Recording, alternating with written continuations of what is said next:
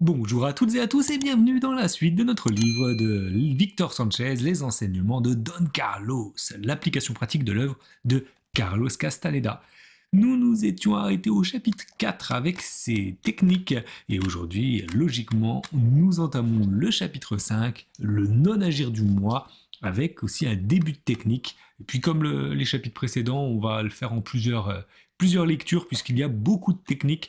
Donc une première partie avec les explications et un peu de technique, et la deuxième vidéo axée uniquement technique. La suite. C'est parti.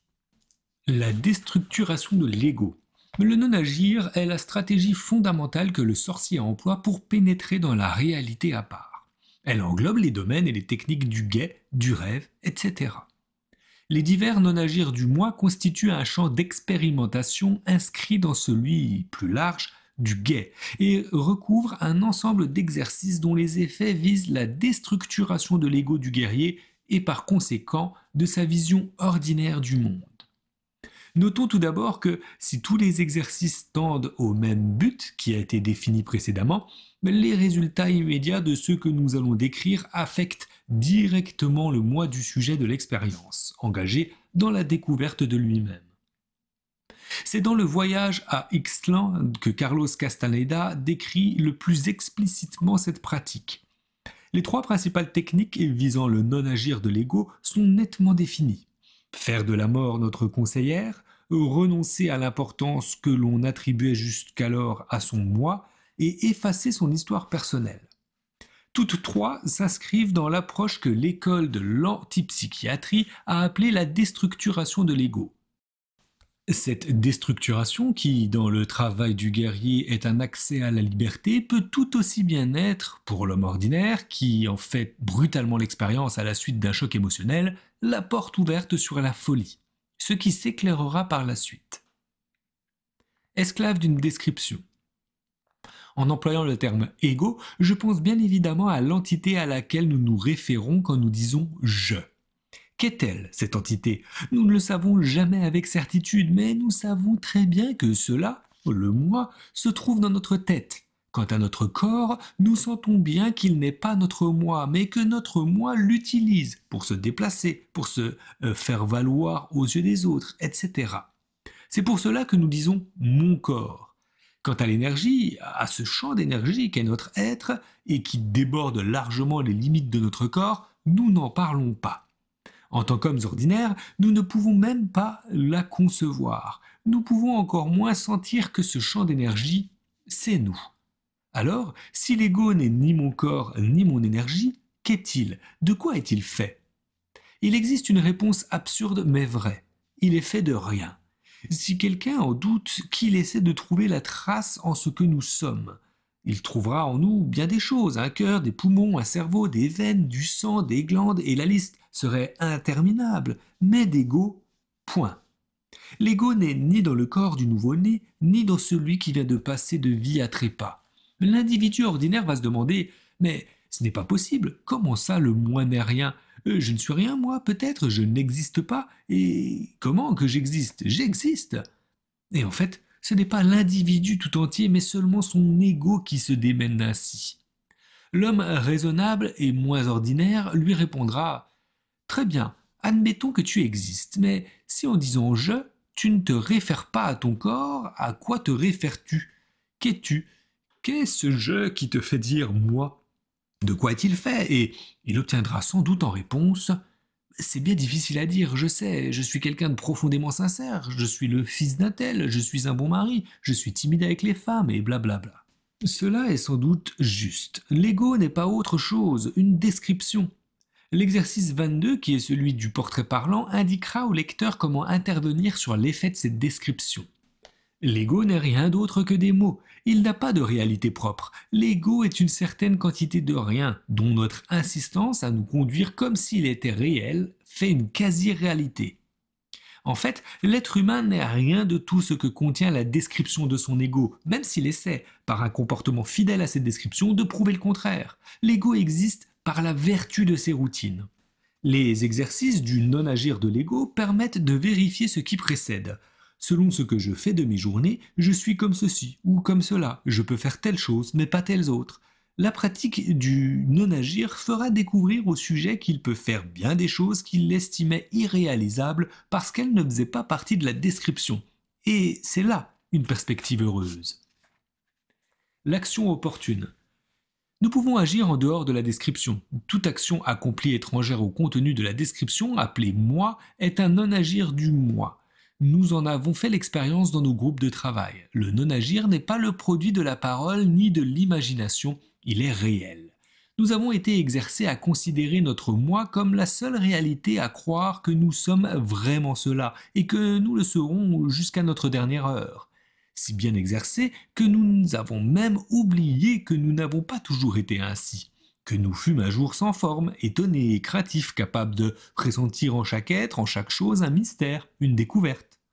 Nous avons oublié notre énigme et celle du monde parce qu'on nous a appris que nous étions quelque chose de défini et de bien délimité, l'ego. Nous avons considéré les autres et le monde comme nous nous considérons nous-mêmes. C'est ainsi que nous nous sommes livrés à la magie noire qui lie toute la vie de l'homme contemporain. Réduire l'inconcevable, le mystère et la crainte respectueuse de la vie à un pauvre leurre, lassant. Nous nous sommes enfermés dans une prison appelée moi. Quel exploit! C'est ce qui s'appelle avoir de la personnalité, mais patience. Nous ne sommes pas condamnés à vivre à tout jamais dans la description. Nous pouvons nous déstructurer, nous pouvons effacer notre histoire personnelle, nous pouvons à nouveau être libres. La déstructuration schizophrénique. Cette forme de folie est liée à la déstructuration violente de la réalité et de l'ego.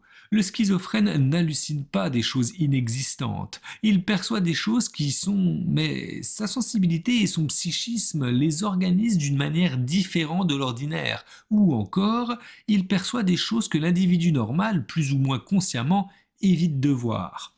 Il en résulte une perception particulière de la réalité qui est pour lui la plupart du temps angoissante et qui parfois le pousse à se détruire.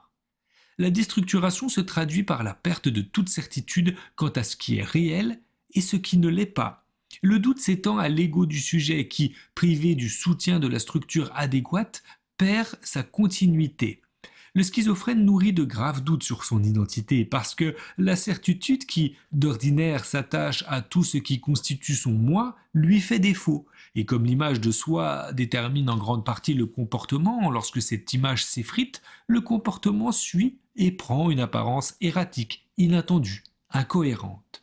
Sauf qu'il souffre d'une lésion cérébrale ou d'une tare congénitale, le fou est en fait quelqu'un qui entame un processus de déstructuration incontrôlée, sans toutefois en être conscient, et il l'entame pour des raisons qui ne diffèrent guère de celles du guerrier.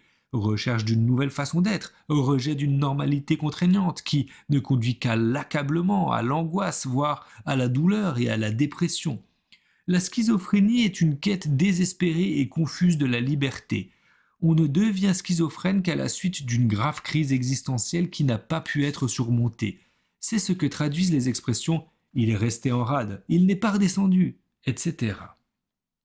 Le voyage avait pourtant bien une destination, l'affranchissement, le refus de l'oppression. Mais on n'a pas trouvé le bon chemin. On n'a pas eu assez de force pour toucher au port, à son destin. La déstructuration du guerrier. Le cas du guerrier qui se libère est pareil à celui de l'homme qui deviendrait fou sans perdre son bon sens. C'est pour cela que Don Juan parle de déraison contrôlée ou de folie contrôlée, pour reprendre l'expression apparue dans ses œuvres traduites de l'anglais. Alors que le schizophrène n'a pas choisi sa folie dont il ne sait que faire, le guerrier se déstructure harmonieusement et sa normalité diminue au fur et à mesure que son énergie, sa modération et le contrôle qu'il exerce sur lui-même augmentent. Il découvre la geste du guerrier qu'il fait sienne pour évoluer dans un monde mystérieux et troublant. Un monde de défis, de batailles, de création. La déraison contrôlée permet au guerrier d'établir les meilleures relations avec ses frères humains qui le considèrent le plus souvent comme quelqu'un de très sensé.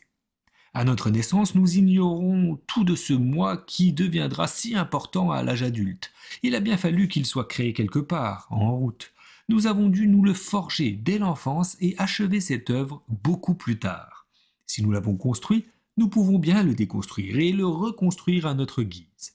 C'est pour cela que l'art du guet peut être considéré comme l'art de se réinventer. Le non-agir va libérer le guetteur d'une forme une forme d'être à laquelle il était asservi et lui permettent de concevoir d'autres, de se réinventer selon les circonstances ou son caprice. Technique. Les exercices sont groupés en 3 techniques fondamentales du non-agir du moi, desquelles dérivent de nombreuses applications. La conscience de la mort. Dans nos sociétés développées, l'élément essentiel sur lequel repose la construction du moi de tout un chacun est la négation de la mort. On nous incite dès notre plus jeune âge à oublier que nous sommes mortels. Cet oubli nous libère en partie d'une peur acquise, celle de l'inconnu, ce qui nous coûte très cher en nous faisant oublier la nature magique de la vie. La négation de la mort est un trait culturel propre aux sociétés occidentales et à leur désir de domination. Il n'a rien d'universel. Les peuples précolombiens, en général, et les anciens Toltecs en particulier, ont fait de la conscience de la mort l'une des valeurs sur lesquelles ils réglaient leur vie publique et privée. Les habitudes occidentales consistant à payer une assurance vie, une concession perpétuelle et le choc violent que produit la mort d'un proche montrent à quel point on nous incite à nous considérer comme immortels. Le rôle des religions, monnayant divers types de ciel et de résurrection, à la condition que nous transcendions la mort, est fondamental dans la conspiration de l'oubli. Si cette sorte de marché se rencontre ailleurs qu'en Occident, c'est tout de même en Occident que, grâce au système de consommation, la négation de la mort est la plus vive, la plus efficace. Tolérer le honteux commerce des indulgences, faire des dons à l'Église, ne serait-ce que pour les baptêmes et les mariages, c'est chercher, plus ou moins consciemment, à acheter un lopin de ciel. Quant aux religions orientales, comme l'hindouisme et le bouddhisme, elles se trouvent réduites aussitôt qu'elles pénètrent en Occident, à la réincarnation qui, seule, attire les acheteurs de paradis assurés. Les aspects les plus subtils de ces doctrines, comme le silence intérieur ou la pratique de l'ascèse, y sont à peine effleurés. En fait, nous sommes prêts à payer très cher le leurre de l'immortalité. Parce que la mort est un mystère, qu'elle est l'inconnu, et qu'on nous a appris à craindre le mystère et à nier l'inconnu. Curieusement, nous avons appris à oublier l'une des seules choses infaillibles de notre vie, la mort. Tout repose en définitive sur le fait que notre moi, avec juste raison, redoute la mort. Devant elle, il se trouve réduit à ce qu'il a toujours été, à rien. La vie, en revanche, se nourrit à la mort. Notre corps de celle des animaux et des plantes, et ceci de notre mort. Et puisque le moi et la mort sont antithétiques, la conscience de la mort est l'un des chemins qui nous conduit pendant notre vie par-delà les frontières du moi. Alors que notre moi ne peut admettre que nous sommes mortels, notre corps, en tant que champ d'énergie, connaît intrinsèquement son destin. Notre autre moi, dont les racines touchent au mystère de la mort, peut être activé par l'inconnu, et son activité n'est pas entravée par l'incompréhension qu'il rencontre sur le plan rationnel. C'est ainsi que la conscience de la mort est l'un des accès à la conscience de ce que nous sommes, des champs d'énergie, des êtres de lumière, et non pas des moi exacerbés. Comme la récapitulation, cette connaissance irraisonnée de notre corps, plus proche de la sensation que de la raison, ne peut guère être traduite en paroles. Puisque l'action de l'homme ordinaire repose sur le désir d'immortalité, sur le non-agir correspondant, c'est-à-dire la conscience de la mort, va reposer la quête du guerrier. C'est en effet sur le désir d'immortalité que reposent la plupart des activités les plus dissipatrices d'énergie liées au moi et à ses routines. On ne peut attribuer autant d'importance à son moi que si l'on se croit immortel, et les actions les plus courantes d'un immortel deviennent, au regard de ceux qui se savent mortels, de véritables monstruosités. Parce que nous nous croyons immortels, nous pensons pouvoir remettre à un lendemain incertain ce que nous devrions décider et faire le jour même. Étouffer nos sentiments, nous refuser à les exprimer en oubliant que le temps d'aimer qui nous est donné est très court. Ne pas être sensible à la beauté, ne voir que la laideur du monde. Défendre aveuglément notre image. Nous livrer à la haine, à la rancœur, à l'offense et à diverses mesquineries. Nous angoisser pour rien, jusqu'à la dépression. Nous plaindre, nous montrer impatients, nous sentir défaits, etc. L'homme conscient d'être un mortel ne se livre pas à de semblables gaspillages du temps limité qui lui est donné. Il sait que chaque heure est unique et particulière. Un tel homme est un guerrier pour qui chaque action est un défi, celui de s'abreuver de l'essence de chaque instant, de le vivre avec toute la dignité, toute l'impeccabilité dont il est capable, d'en apprécier la valeur, d'en jouir. Il sait que la mort l'attend et qu'il lui faudra infailliblement l'affronter. Comme la mort peut nous surprendre à tout instant, le guerrier agit en conséquence et considère chacun de ses actes comme le dernier qu'il accomplit sur cette terre. Il essaie donc de donner le meilleur de lui-même. Bien évidemment, les actions d'un homme qui, conscient de l'imminence de la mort, fait toujours de son mieux, ont un pouvoir particulier, un caractère et une vigueur qui n'ont rien de comparable avec les répétitions lassantes de ceux qui préfèrent ignorer leur mort prochaine. Le guerrier fait de sa mort la pierre de touche de sa connaissance et de son effort. Ainsi, il ne fonde pas son action sur les valeurs creuses et abstraites qui sont celles de l'homme persuadé qu'il ne peut vraiment mourir, mais sur la seule certitude que nous ayons, la mort. Comme nous l'avons déjà signalé, ce n'est pas la réflexion qui nous conduit à la conscience de la mort. Ce n'est pas une idée, mais un phénomène appartenant à la conscience corporelle. La conscience de la mort, liée au côté gauche, est l'un des aspects de l'autre moi, qui ne peut nous être dévoilé que par le recours à la pratique du non-agir. La technique consistant à faire de la mort notre conseillère est l'un des non-agirs nous permettant de redécouvrir une forme de conscience grâce à laquelle nous pouvons aborder nos problèmes quotidiens dans une perspective plus dépouillée, plus efficiente et plus réaliste que celle de l'homme ordinaire. Cette technique n'a rien de compliqué. 18. La mort comme conseillère. Il suffit d'évoquer notre mort quand nous nous sentons bouleversés ou accablés. Consacrons quelques instants tout à fait cessantes à examiner dans cette perspective la situation dans laquelle nous nous trouvons.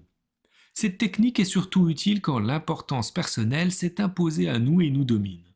Quand nous nous apitoyons sur nous-mêmes, quand nous avons l'impression d'avoir perdu quelque chose de très important, quand nous nous sentons offensés, quand nous éprouvons de la rancœur ou des désirs de vengeance, quand nous nous accrochons à quelque chose que nous avons déjà perdu, quand nous nous montrons mesquins et quand nous nions l'amour, quand la peur, la timidité nous empêchent d'agir comme nous voudrions le faire. En de pareils moments, il faut consacrer quelques instants à regarder la mort en face et à lui demander conseil. Nous devons pouvoir examiner ce qui nous tourmente à la lumière de la mort qui nous attend en considérant ce que nous faisons comme si c'était la dernière action de notre vie, jusqu'à ce que la mort ait balayé la mesquinerie et la peur, jusqu'à ce qu'elle ait rendu à notre situation sa dimension véritable, sa place exacte. Alors, nous nous rendons compte que les problèmes qui, dans le monde du quotidien, nous semblaient les plus importants, sont insignifiants comparés à la mort. Nous sommes vivants. Et la mort nous guette, c'est la seule vérité qui importe, tout le reste est vain. La conscience du squelette. Il existe un ensemble d'exercices que nous avons réalisés dans nos groupes de travail et qui se sont révélés efficaces pour retrouver la conscience de la mort. Nous les avons appelés la conscience du squelette. Nous les devons à l'un des coordinateurs qui travaillait avec nous, le musicien German Bringas, que la lecture d'une nouvelle de Ray Bradbury, Le squelette, avait fort impressionné. En les mettant en pratique, nous avons découvert leur efficacité et le reste de l'équipe a, par la suite, conçu d'autres exercices sur le même modèle. Je vais en décrire quelques-uns. 19. Le réveil du squelette. Cet exercice de groupe ou individuel doit s'effectuer de nuit. A. Si l'exercice se pratique en groupe, les participants se tiennent sur une aire dégagée de sorte à ne pas se gêner les uns les autres et l'un d'eux dirige l'exercice pour synchroniser les mouvements. B. Se tenir debout, immobile, détendu. C. Passer d'une manière quasiment imperceptible de l'immobilité au mouvement, en commençant par un doigt, puis en continuant par les autres doigts, la main, le bras et ensuite tout le corps comme au ralenti.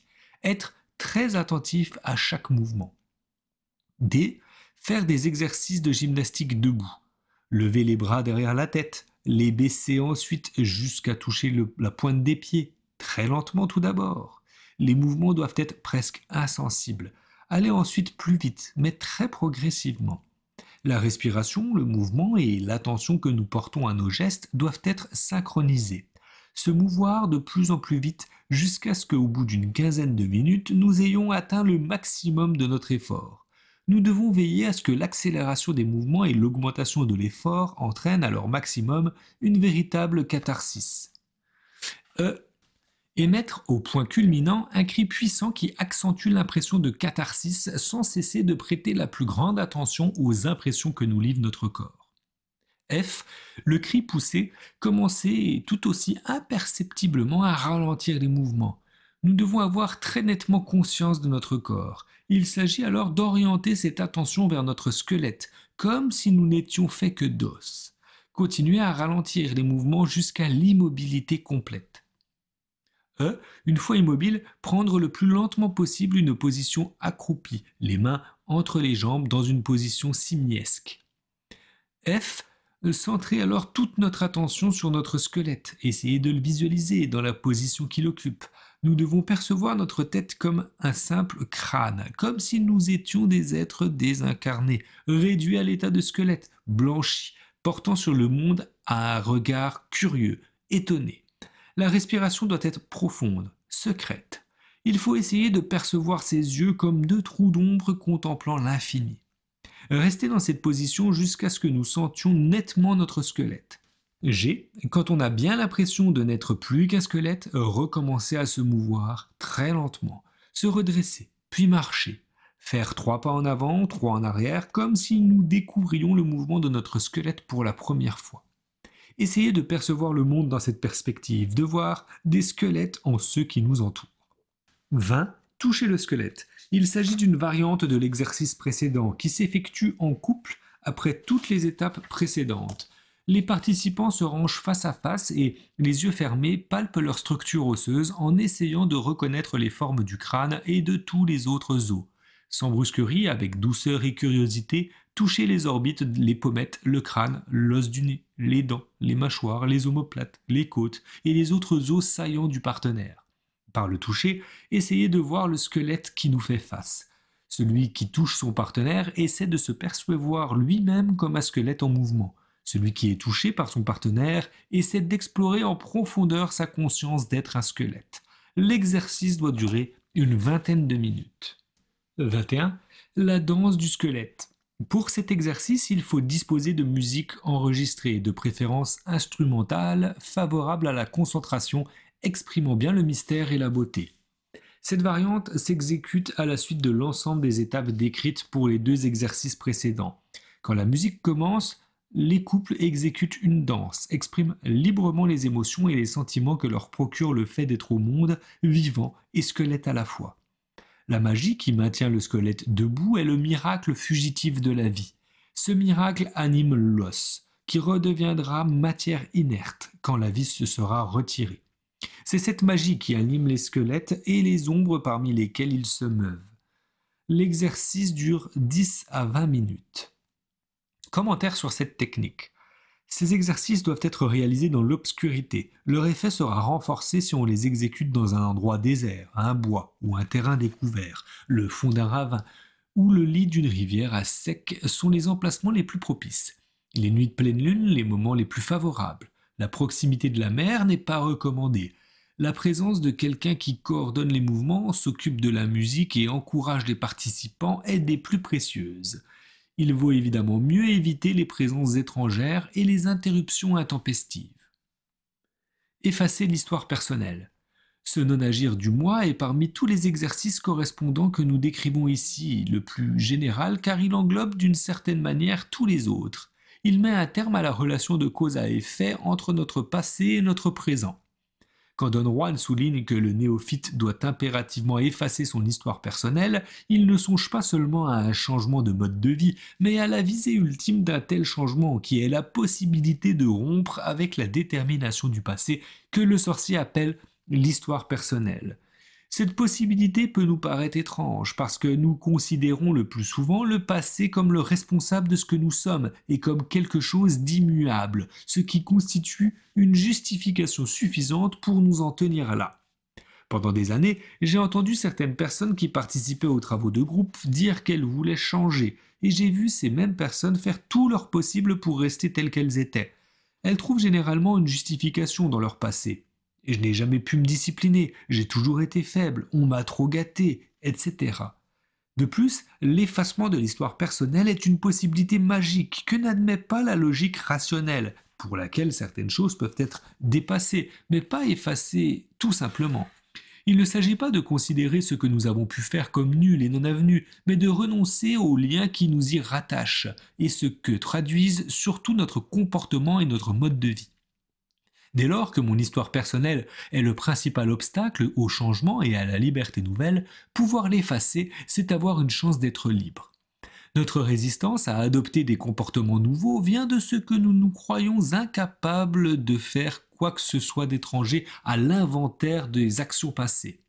Nous résistons au changement et lorsque nous désirons changer vraiment et agissons dans ce sens, le principal obstacle que nous rencontrons est notre histoire personnelle. Nos proches tentent de s'opposer à notre démarche parce que, connaissant bien notre histoire, ils ne peuvent admettre que nous n'agissions pas en accord avec elle. La rencontre avec l'inconnu les désarçonne et, ne sachant que faire de ce qu'ils ignorent, ils essaient de l'éviter. À cet égard, un souvenir s'impose à moi. Il y a quelques années, dans l'un de mes ateliers organisés sur le thème « L'autre sorcellerie », j'ai fait la connaissance d'une jeune fille de 19 ans accablée de problèmes. Drogue, alcoolisme, chômage, manque de communication en famille, etc. Elle se trouvait dans un état dépressif suicidaire, très affaiblie par ses habitudes autodestructrices. Patiemment, grâce à un effort constant, elle a pu surmonter ses problèmes, se passer de drogue et d'alcool, trouver un emploi et recouvrer peu à peu son énergie. Mais chez elle, les problèmes, au lieu de diminuer, ne faisaient que croître. Les conflits étaient chaque fois plus graves. Elle m'a raconté une dispute avec son frère aîné, qui lui reprochait de se conduire bizarrement, de ne pas dire où elle allait, ni qui étaient ses nouveaux amis, ni pourquoi elle avait si brusquement changé. Ses parents étaient tellement habitués à la considérer comme incorrigible que son changement inattendu et mystérieux était pour eux une grande déception. Ils ne pouvaient le supporter. Son frère lui adressa un jour les paroles suivantes. « Qu'est-ce qu'il t'arrive, t'es devenue folle, je te comprends pas. Ça allait mieux avant, on te préfère encore alcoolique et drogue que folle. » Elle a fini par choisir son indépendance et a suivi son propre chemin. Vouloir effacer son histoire personnelle, ce n'est pas seulement lutter contre ce que nous avons incarné et qui conforte le moi dans une réalité peut-être pénible, mais en tout cas familière. C'est aussi lutter contre ce qu'ont pu en incarner nos proches et qui les rassure. Rien n'est plus inquiétant que d'avoir affaire à quelqu'un que nous ne pouvons situer. Notre histoire personnelle nous fournit quelques étiquettes avec lesquelles nous réduisons à quelques grands traits tout ce que nous sommes. Nous réduisons ainsi tout ce que nous connaissons avec des étiquettes semblables, issues de leur histoire réelle ou imaginaire. Comme nous ne pouvons pas pénétrer ni notre mystère ni celui de l'autre, nous nous contentons d'étiqueter, et c'est pour cette raison que nul ne nous surprend. Nous nous croyons d'autant plus sûrs de nous que nous étiquetons plus rapidement. Don Juan conseille à Don Carlos de s'effacer, s'il désire se libérer de la charge des pensées étrangères, de créer autour de lui une brume qui le convertira en être mystérieux et imprévisible. Le stratagème n'est pas valable que pour les autres. Il doit s'effacer jusqu'à devenir étranger à son propre regard. Cette formule est fidèle au troisième précepte des guetteurs, se considérer soi-même comme un mystère de plus parmi tous les mystères du monde. L'abandon de toute certitude sur celui que l'on croit être et qui émane de l'histoire personnelle va de pair avec l'abandon de toute certitude sûre qui est normalement, pour nous, le monde réel. Nous en concluons une fois encore que la réalité du moi et la réalité extérieure au moi ne sont qu'une description.